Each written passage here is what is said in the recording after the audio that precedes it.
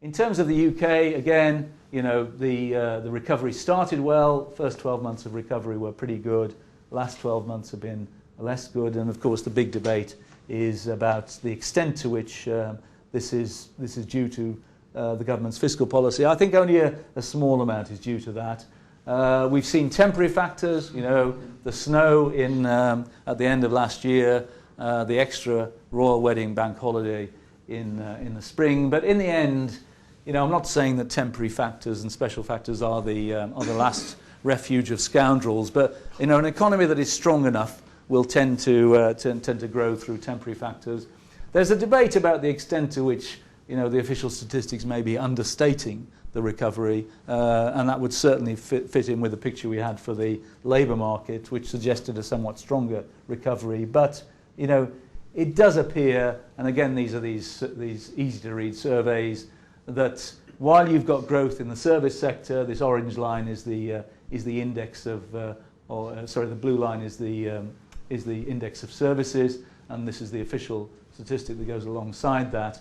Service sector is still growing, but it's manufacturing that has been rather disappointing. That we're going to see a manufacturing-led recovery, part of this great rebalancing, and just in the last 2 or 3 months, manufacturing has at best stalled, as at worst gone into some reverse, which probably affects the global picture, I think, and there may be some a Japanese effect there. But it's a little bit discouraging that manufacturing has not, so far at least, had a more sustained upturn. It's anybody's guess what's happening in the construction sector. Certainly, the official statistics are all over the place. This suggests a sort of stop-start recovery, which is probably slowing a bit now in terms of the construction sector. And overall, we look at the big picture for the economy, and the things that are weaker than they should be.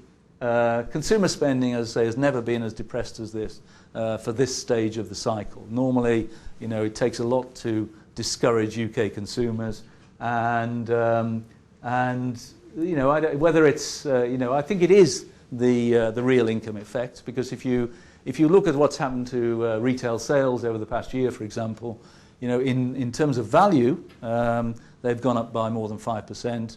In terms of volume, they've gone up by less than 1%. So, consumers will spend, and in some cases, when it comes to food and so on, they are obviously forced to pay the prices. But it's the inflation which has taken out the growth, if you like, the real growth. And investment, I think it's just a story of, businesses, in most cases, having the money to spend. Corporate sector's balance sheet is in pretty good shape, but being concerned about maybe this euro outcome, a nasty euro outcome, having learned the lesson from the crisis that nobody, people who were cash rich and had limited debt were tended to be stronger. But businesses are unusually cautious about investing at the moment. So both of these need to come through, and of course, inflation needs to come down. I mean, this strange chart is one of the Bank of England's famous fan charts, and I always say about these that it's a good way of doing forecasts because you can never be entirely wrong. But the bank, has been quite badly wrong about inflation. That it expected inflation now to be around about 1% rather than 5%, and the difference is, as I say, in terms of demand in the economy, is hugely important. And I think, this is what they expect to happen now. I think inflation will come down. I mean, there's good reasons why inflation should come down over the next 12 months. The VAT increase drops out of the comparison in January. That will be an automatic increase in an automatic reduction in inflation. And there are other reasons. I mean, commodity prices are still high, but they haven't been rising at the rate that we saw before. So. And there were 1 or 2 measures announced in the autumn statement to limit rail fare increases and so on. So inflation should come down. And I think it needs to happen. It needs to happen, obviously, for the bank's credibility, because most of the time in the past few years, inflation has been above its target, even at a time of economic weakness. But it also needs to come down to restore the growth in household incomes and to get spending going again. Because even within a kind of rebalanced economy, you can't not have some contribution from a part of the spending component, which is 2/3 of GDP is consumer spending. If you don't have consumer spending, the rest of it has to work very hard to give you some growth. So this is where we are now, or this is where we've been. 2011 that fall in household real incomes is the biggest since the Second World War, nearly 2.5%. We'll see another small fall if these new forecasts yesterday are right this year, but only a marginal fall, followed by a recovery of real incomes and by extension a recovery in spending. And as I say, you do need that. Even if you're rebalancing, you need that for economic growth. So, and one would hope it would come through a little bit quicker than that. Start to come through in the second half of next year. We'll see the consumer rather stronger than we've had so far. Because as I say, I think the inflation factor has been very, very important. Interest rates are going to stay low, I think. The fact that the Bank of England has announced more quantitative easing, another 75 billion it announced last month, and is, I think, ready to do more. I think you should always think of QE as like a cut in interest rates, but going even further. Once you run out of room to cut rates, you have to resort to unconventional. And clearly, at a time when the bank is still engaged in QE and more of it, then it is not thinking about raising interest rates. So I think we're at this low level of interest rates, which is it's the lowest level obviously we've had on record. In the 317 years of the Bank of England's existence, interest rates had never before been below 2%. So lowest ever, and we're now into one of the longest periods of unchanged interest rates, certainly the longest period since the early 50s.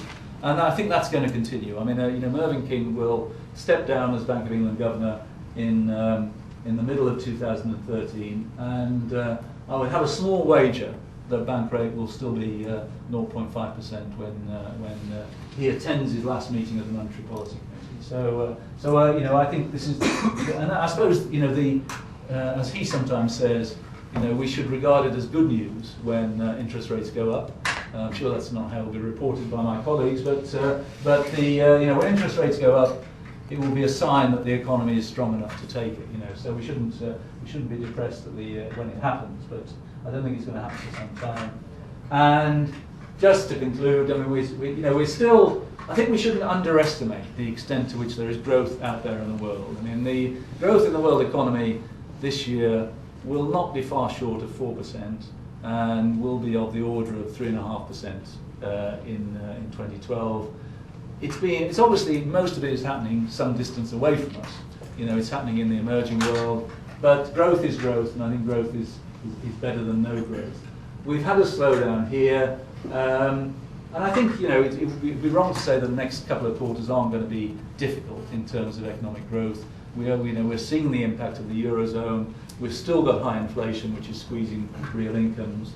But longer term, I'm still pretty optimistic.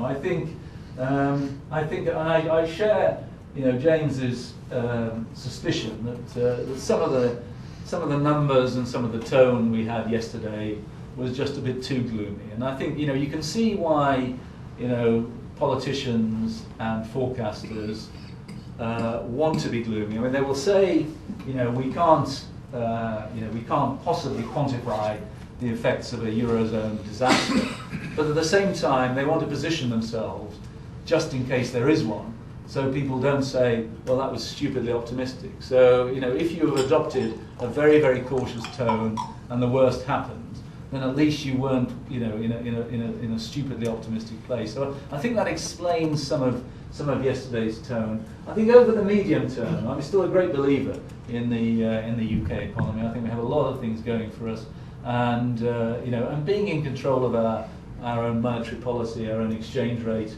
our own public finances. I mean, whatever happens in terms of fiscal union, we won't be part of that. I think, and all the sectors, including where we are now, in which we've got comparative advantage in the world. I think we shouldn't be excessively gloomy about the medium-term prospect for the UK, however tough it seems at the moment, and however tough the next few months will be. But clearly, for the moment, this fight to get the deficit down, the battle over whether the government is doing the right thing, the political battle, that's going to continue. I mean, I think we'll all get thoroughly fed up of it before it is finished. But yesterday is almost guaranteed that the Plan A, Plan B debate is going to go on and on and on, and we'll never hear the last of that. But I say I don't think we should be excessively pessimistic, despite what was a pretty pessimistic tone yesterday. Thank you very much indeed. Thank you.